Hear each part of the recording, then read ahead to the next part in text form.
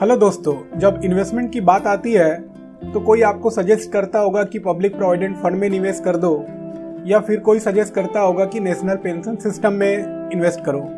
अब किस में इन्वेस्ट करना है ये आसान तब हो जाएगा जब इन दोनों के बीच में अंतर मालूम हो।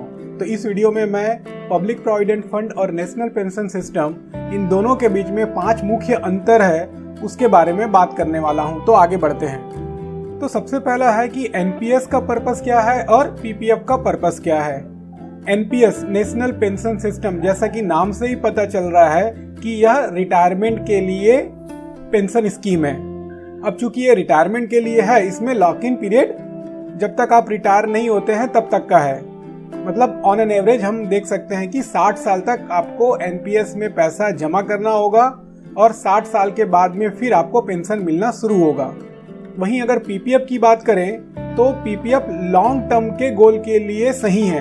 इसमें लॉक इन पीरियड 15 साल का होता है। मतलब कि अगर कोई 20 साल की उम्र में एनपीएस ओपन करता है और पीपीएफ अकाउंट ओपन करता है तो पीपीएफ अकाउंट 35 साल की उम्र होने पे मैच्योर हो जाएगी, पर एनपीएस में निवेश अगले 40 साल तक करते रहना पड़ेगा। 20 + 40 60 साल। जब 60 साल में रिटायर होंगे उस समय फिर पेंशन मिलना शुरू होगा। तो आपको ये दोनों के लॉक इन पीरियड का ध्यान रखना है। फिर अगला है, ये बहुत इंपॉर्टेंट है, और वो है टैक्स बेनिफिट। टैक्स बेनिफिट दोनों में है। एनपीएस में पैसा जमा करने पर भी टैक्स बेनिफिट मिलता है और पीपीएफ में पैसा जमा करने पर भी टैक्स बेनिफिट मिलता है, लेकिन दोनों में जो टैक्स बेनिफिट मिलता है उसमें अंतर है। अगर एनपीएस की बात करूं तो एनपीएस में टैक्स बेनिफिट पीपीएफ से ज्यादा है। एनपीएस में सेक्शन 80 CCD1 के अंतर्गत 1.5 लाख रुपए तक के इन्वेस्टमेंट पे टैक्स बेनिफिट मिलता है। वही 1.5 लाख तक का बेनिफिट सेक्शन 80C में पीपीएफ में भी मिलता है। तो ये दोनों तो हो गए कॉमन। उसके अलावा सेक्शन 80 CCD1B के अंतर्गत 50,000 रुपए तक का एडिशनल इन्वेस्ट करते हैं तो उस पे भी टैक्स बेनिफिट एनपीएस में मिलता है। तो अगर नॉर्मल सिनेरियो में देखें तो एनपीएस में आप 2 लाख रुपए तक का निवेश करके टैक्स में बेनिफिट पा सकते हो। अब जो कॉर्पोरेट एम्प्लॉई हैं उनके लिए और एक फायदा है कि सेक्शन 80 CCD2, इस सेक्शन 80 CCD2 के अंतर्गत एम्प्लॉयर अगर एम्प्लॉई के लिए पैसा जमा करता है, कंट्रीब्यूट करता है सैलरी प्लस बेसिक का 10%, तो इतना अमाउंट पे भी और टैक्स बेनिफिट मिल जाता है। तो सिंपल वे में ये कह सकते हैं कि टैक्स बेनिफिट के मामले में एनपीएस पीपीएफ से बाजी मार लेता है। अगला है तीसरा, लोन। एनपीएस में कोई लोन लेने की सुविधा नहीं है। हालांकि पार्शियल विड्रॉल की बात करें तो पार्शियल विड्रॉल एनपीएस में है और पीपीएफ में है। दोनों में पार्शियल विड्रॉल की सुविधा है, बट उसमें भी कुछ लिमिटेशन है। अब चूंकि दोनों में पार्शियल विड्रॉल की सुविधा है इसलिए उसके बारे में ज्यादा बात तो नहीं करता मैं, लेकिन हाँ, अगर लोन की बात करते हैं तो लोन एनपीएस से नहीं लिया जा सकता है।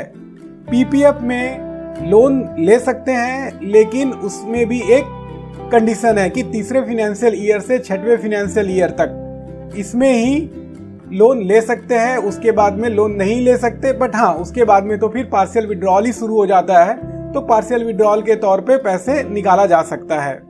तो लोन के मामले में पीपीएफ बाजी मार लेता है। फिर बात आती है कि कंट्रीब्यूशन का। तो यहाँ पे कंट्रीब्यूशन के साथ में मैं एक चीज और बात करूंगा कि एनपीएस में आप कंट्रीब्यूट जितना चाहे कर सकते हैं, लेकिन आपको यहाँ पे एक चीज जो इम्पोर्टेंट है वो ध्यान में रखना है कि एनपीएस में जो आप पैसा जमा करते हो वो मार्केट में निवेश होता है, तो आपका जो रिटर्न होगा वो मार्केट के रिटर्न के हिसाब से रहेगा। पर पीपीएफ में आप एक साल में 1.5 लाख रुपए तक का निवेश कर सकते हैं और इसमें आपका पैसा मार्केट में निवेश हो जो भी हो, जो आप पैसा एक बार आप जमा कर देते हो उसके बाद में आपको इसमें मिलता है ब्याज, इंटरेस्ट मिलता है। इसमें रिटर्न नहीं है, इसमें ब्याज है। तो जिस समय आप पैसा जमा करते हो उस समय जो ब्याज दर चल रहा है उसके हिसाब से आपको उस पे ब्याज मिलेगा। अब मैच्योरिटी के समय क्या होता है वो भी बात कर लेते हैं। तो एनपीएस में मैच्योरिटी के समय मतलब जब आप रिटायर होते हैं उस समय ऐसा नहीं कि आपको पूरा पैसा मिल जाएगा। नहीं, आप अधिकतम जो भी उस समय राशि रहेगी उसका अधिकतम 60% तक आप निकाल सकते हो। उसके अलावा 40% तो ज़रूर रूप से एन्युटी प्लान खरीदने में जमा होगा, और वही जो 40% जो जमा होगा उसी को ही कह सकते हो कि आपको उस पे पेंशन मिलेगा। इसको थोड़ा सा और समझना है आपको कि यहाँ पे जो एनपीएस में आप पैसा जमा कर रहे हो, तो ये उसके बाद में जब आप 60 साल की उम्र में आ जाते हो, आप रिटायर हो जाते हो, तो ऐसा नहीं कि इसी सिस्टम के माध्यम से ही आपको ऑटोमेटिक पेंशन मिलना शुरू हो जाएगा। नहीं, ये अभी आप सोचो कि ये एक प्रकार से निवेश है कि आप एनपीएस में पैसा जमा कर रहे हो, और जब आप रिटायर हो रहे हो उस समय होगा ये कि आपको पैसा वापस मिलेगा। जितना पैसा है वो पूरा पैसा वापस मिलेगा, लेकिन कंडीशन के साथ में। कंडीशन ये रहेगा कि उस पूरे पैसे में से 60% अधिकतम 60% तक आप अपने पास रख सकते हो, और जो 40% है वो 40% को एन्युटी प्लान में लगाना होगा। अब ये एन्युटी प्लान में लगाने के लिए भी लिस्ट ऑफ कंपनीज है, उन्हीं के ही एन्युटी प्लान आपको खरीदने होंगे। पीपीएफ की बात करें तो 15 साल के बाद में जब पीपीएफ मैच्योर होता है तो उस समय ऐसा नहीं कि उस पे कोई पैसा डिडक्ट होता है, बिल्कुल नहीं, आपको पूरा पैसा मिल जाएगा, और जो पैसा मिलेगा उस पे कोई टैक्स नहीं लगेगा। ये बेस्ट पार्ट है। इसीलिए पीपीएफ को ई श्रेणी में रखा गया है, एग्जम्प्ट। मतलब इसमें जो आप पैसा जमा करते हो उस समय आपको टैक्स बेनिफिट मिलता है, इस पे जो ब्याज मिलता है उस पे टैक्स बेनिफिट मिलता है, जो मैच्योरिटी के समय पैसा मिलता है उस पे टैक्स बेनिफिट मिलता है। तो दोस्तों, ये तो थी 5 मुख्य अंतर एनपीएस और पीपीएफ के बीच में, और इन सब में मुझे 2 अंतर ज़्यादा इम्पोर्टेंट लगता है। वो है, एक तो पहला है टैक्स बेनिफिट का, और दूसरा है वो कंट्रीब्यूशन और रिटर्न का। तो आई होप दोस्तों कि आपको ये जो 5 मुख्य अंतर मैंने जो बताए हैं उससे आपको ये आइडिया तो हो गया होगा कि आपको कौन सा स्कीम में पैसा लगाना चाहिए।